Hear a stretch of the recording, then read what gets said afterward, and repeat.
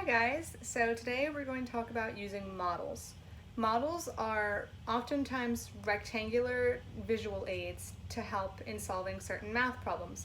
A lot of times you'll draw like boxes or rectangles and use brackets to indicate which boxes and rectangles represent which numbers and groups of people. I can explain more when we do examples in a few minutes. So models can be used in two types of problems. The first type of problem is when the sum or difference is known. In that case, you can use a model and one rectangle can represent one part of the addition problem and another rectangle can represent another part of the addition problem. The second scenario is in which one is a multiple of another. So that would be where one rectangle is used to represent the whole and smaller rectangles inside of it represent the groups that are multiplied together to get that larger rectangle. Alright, so let's do some practice problems.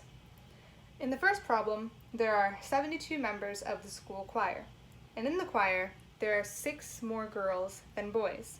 And the problem is asking how many girls are in the school choir. So, drawing a model, we can draw 2 rectangles, one that represents girls and one that represents boys. Since we know that there are 6 more girls in the school choir, the rectangle for girls is a little bit bigger than the rectangle for boys. And as you can see, I drew a little bracket there and a 6 to represent that this shaded area means 6 more girls than boys. Over here to the right side, I drew a big bracket and wrote 72 next to it to show that the number of girls plus the number of boys equals 72. So what we want to do in this problem is find the number of girls in the whole choir, which would be this entire box. So what we can do is we can look at the model and see that these 2 boxes, the girls' box without the 6 and the boys' box, are equal to each other. So I've written X in both of those boxes to show that they're equal to each other. What we can now do is say that 2 times X is equal to 72 minus 6.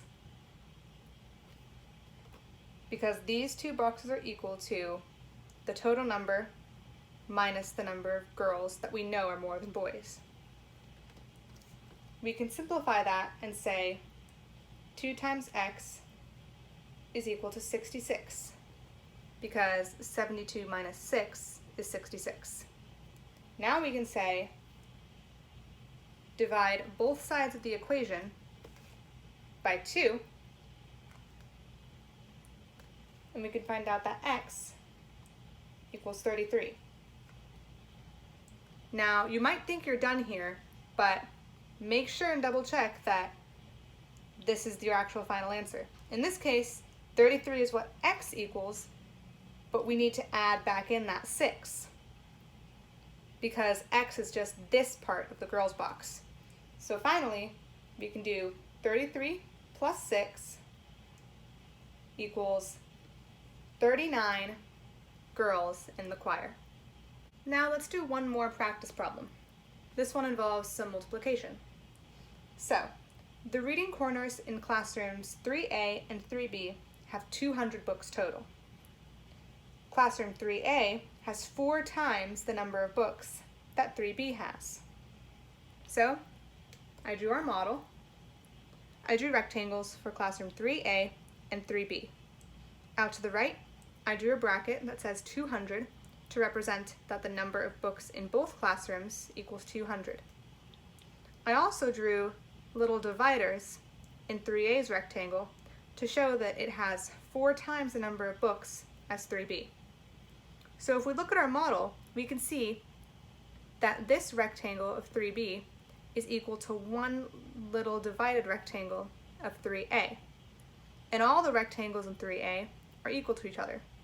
So I drew little X's in each of them to show that they were all equal.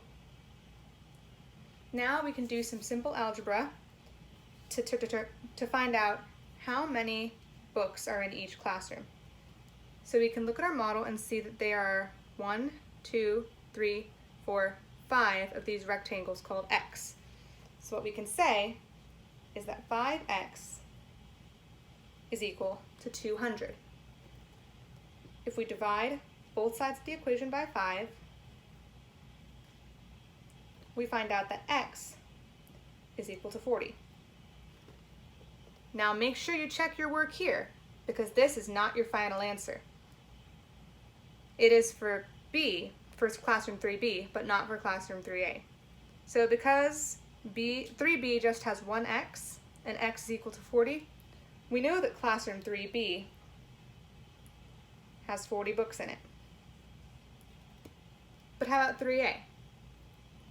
3A we know has 4 x's. So all we have to do is multiply 4 times x, which means 4 times 40. So now we can say that classroom 3A has 160 books in it.